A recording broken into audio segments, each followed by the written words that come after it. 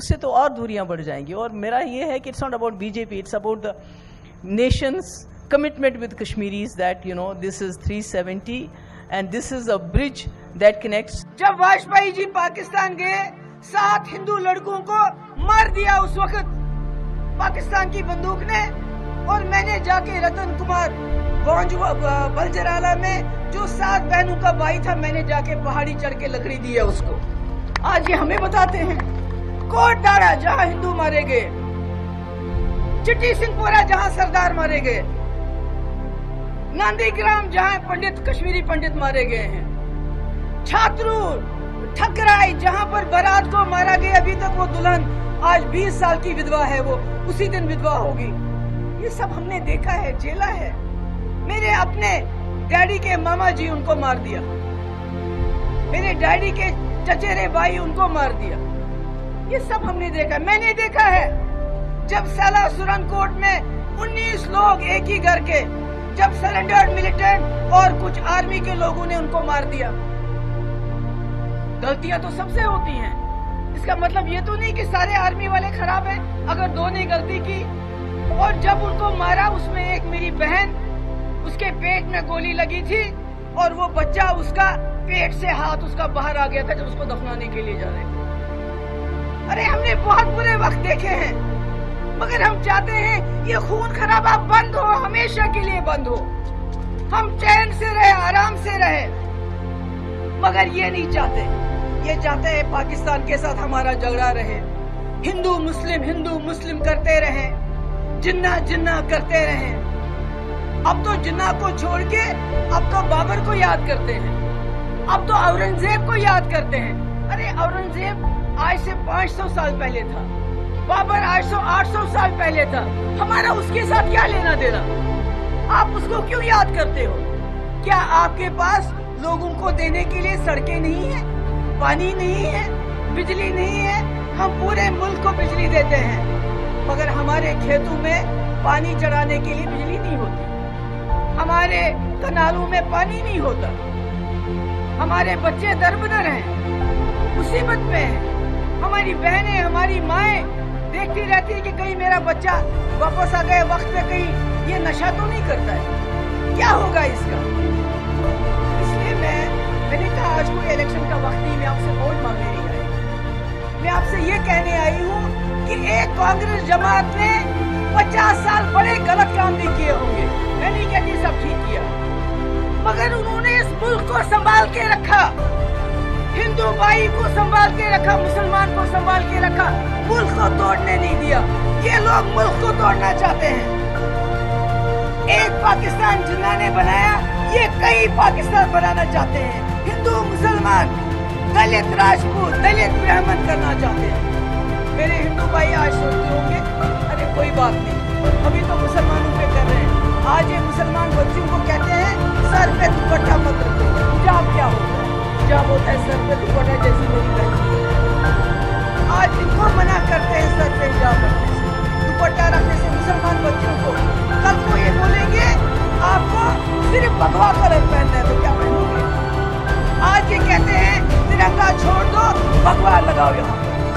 क्या तिरंगा छोड़ के भगवा लगाएं क्या? भगवा झंडा लगाएं क्या?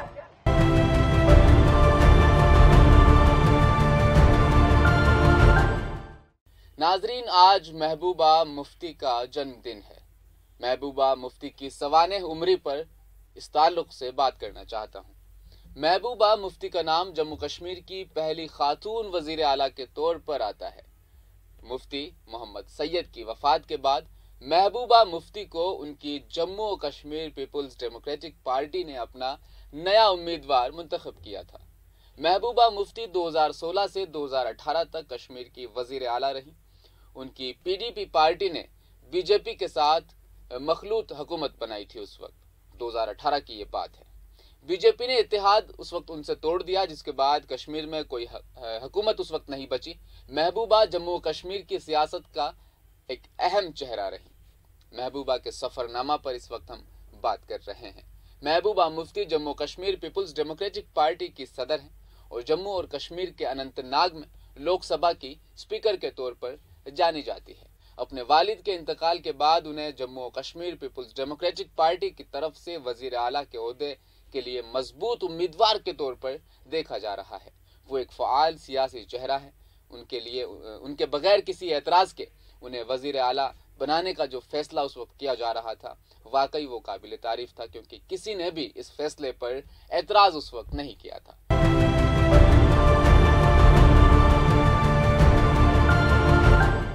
महबूबा मुफ्ती 22 मई 1959 को अनंतनाग जिला के अकरान नोपुरा में पैदा हुई। इनके वालिद मोहम्मद मुफ्ती सैयद और वालिदा गुलशन नज़ीर हैं। इनकी एक बहन रुबिया थी, जो महबूबा मुफ्ती के वालिद जब वजीर दाखिला थे, अगवा होने की वजह से तवील अरसा तक मुल्क की खबरों का हिस्सा रही। ये अगवा दहशतगर्दों ने 1989 में उन्हें किया था, जो हवाई जहाज को अपने कब्जे में लेकर किया था, जिसमें बहुत से मुसाफिर और भी थे, जिसके बदले में बदनाम जमाना दहशतगर्दों को रिहा कर दिया गया। उन तमाम मुसाफिरों में से एक उस वक्त के वजीर दाखिला मोहम्मद मुफ्ती की बेटी रुबिया थी। महबूबा मुफ्ती ने कश्मीर यूनिवर्सिटी से कानून की डिग्री मुकम्मल की। फ़आल सियासत का हिस्सा बनने से पहले उन्होंने अपने शोहर से तलाक ले ली, जिससे उनकी 2 बेटियां अल्तीज़ और अर्तिका हैं। साल 1996 की बात करें तो राज्यसभा इंतखाबात के दौरान एक मशहूर सियासी चेहरा बनकर महबूबा उभर कर सामने आई। बजबहाड़ा असेंबली में कांग्रेस की निशस्त के लिए अपनी जीत को यकीनी बनाया। इसलिए उन्होंने फारूक अब्दुल्ला की क़यादत में 5 साल तक असेंबली में अपोजिशन की क़यादत की।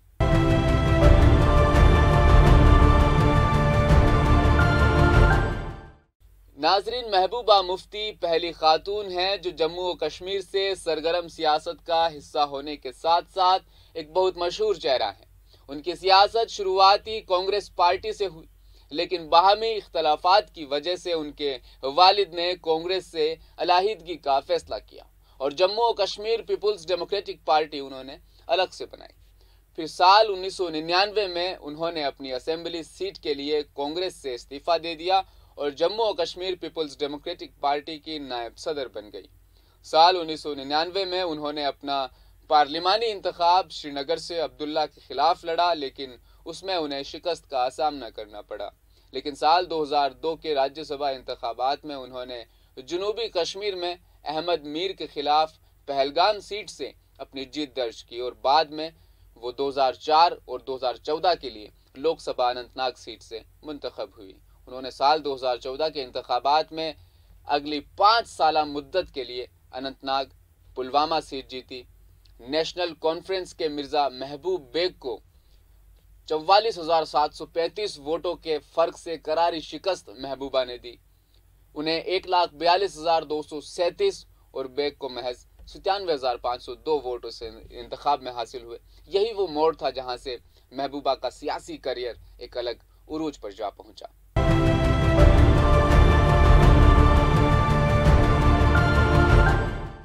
उमर अब्दुल्ला हुकूमत की तरफ से रियासत में सैलाब से होने वाले हालिया तबाही के मुबीना बदइंतजामी के पस मंजर में जम्मू और कश्मीर का सियासी मौसम बदल गया, जिसका मुफ्ती मोहम्मद सईद की पीपुल्स डेमोक्रेटिक पार्टी ने जमकर फायदा उठाया और आइंदा इंतखाबात में उसी मुद्दे पर हिस्सा भी लिया। बीजेपी के साथ इत्तेहाद करते हुए उन्होंने अपनी पार्टी को फतह दिलाई और वजीर आला का ओहदा भी हासिल कर लिया। लेकिन अब उनकी वफात के बाद रियासत की कमान महबूबा मुफ्ती को सौंप दी जाएगी। पार्टी ने साल 2014 के आम इंतखाबात में लोकसभा की 6 में से 3 सीटें जीती थी। 2016 में महबूबा मुफ्ती ने बीजेपी की मदद से हुकूमत बनाई थी। वो साल 2018 तक इस ओहदे पर फाइज भी रही। महबूबा मुफ्ती अपने सख्तगीर सियासी रवैये के लिए जानी जाती हैं। जब एक लीडर से बात करने दिल्ली जा रही थी तब NSA पाकिस्तान था।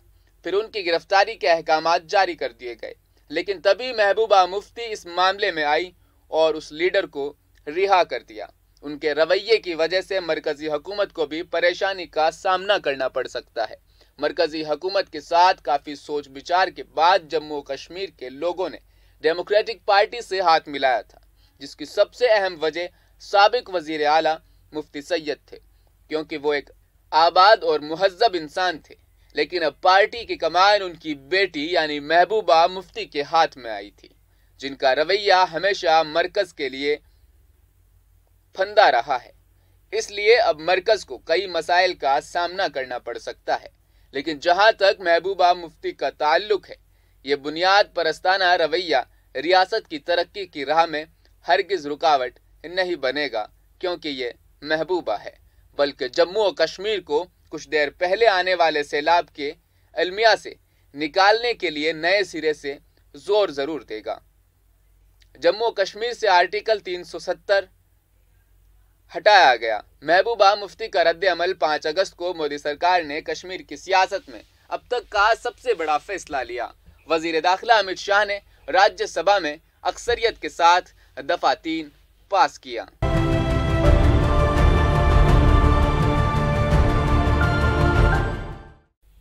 हजार रुकावटों और हजार परेशानियों के बावजूद आज भी महबूबा मुफ्ती कभी सेडिशन लॉ पर खुलकर बात करती हैं, तो कभी महंगाई, बेरोजगारी जैसे मुद्दों पर कश्मीर की आवाम के साथ खड़ी होती हुई दिखाई देती हैं। आज उनके जन्मदिन पर तस्नीम टीवी की जानिब से खिराज तहसीन पेश। मैं लेता हूं आपसे इजाजत। आप देखते रहिए तस्नीम टीवी। अपने मेजबान रहीम अहमद खान के साथ अपना ख्याल जरूर रखिएगा। अल्लाह हाफिज।